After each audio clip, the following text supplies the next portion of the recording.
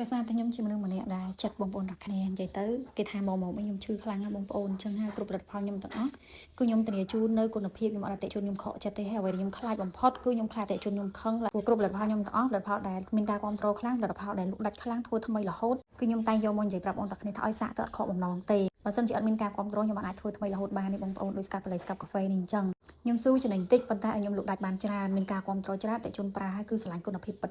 ស្ក្រាប់ខ្ញុំទាំងពីរនេះស្ក្រាប់អត់ឈឺស្បែកផ្ដល់សំណើមប្រើតែម្ដងឲ្យមានអារម្មណ៍ថាស្បែកយើងឡើងស្រឡះទៅឡើងទន់ទៅលងធ្លាប់តែលាបលេខអត់ចូលណាបងប្អូនទាំងគ្នាលាបលេខចូលផ្លុកហ្មងហើយបង្កើនការលាបលេខឲ្យឆាប់មានប្រសិទ្ធភាពកាន់តែខ្ពស់ទៀតអញ្ចឹងហើយបងប្អូនទិញផលិតផលខ្ញុំយកទៅប្រើមិនបាច់ភ័យខ្លាចអត់មានគុណភាពទេបងប្អូនប្រើតែម្ដងគឺនឹងតែញ៉ាំហ្មងព្រោះថាអតិថិជនខ្ញុំភាគច្រើនដែលគាត់យកទៅហើយគាត់តែឆាតមកទៅស្ទើរថាប្រើតែម្ដងស្បែកឡើងទន់ឡើងភ្លឺគាត់ថាក្លិនវិញឈ្ងុយចង់ញ៉ាំហ្មងនិយាយទៅមិនមែនថាតែពួកគាត់ទេសូម្បីតែខ្ញុំខ្លួនឯងហ្នឹងក៏ខ្ញុំស្រឡាញ់នឹងក្លិននិងគុណភាពស្ក្រាប់របស់ខ្ញុំដែរគាត់ថាធំក្លិនណាបងប្អូនទាំងអស់គ្នាមានអារម្មណ៍ថាស្រស់ស្រាយមែនតើហ្មងអត់រំខានអត់ឈួលប្រើអត់ក្តៅស្បែកគ្រប់យ៉ាងផ្សំចេញសិតរូបមន្តធម្មជាតិទាំងអស់គ្រឿងផ្សំក៏ធម្មជាតិចឹងហើយបងប្អូនអាចជឿជាក់បាន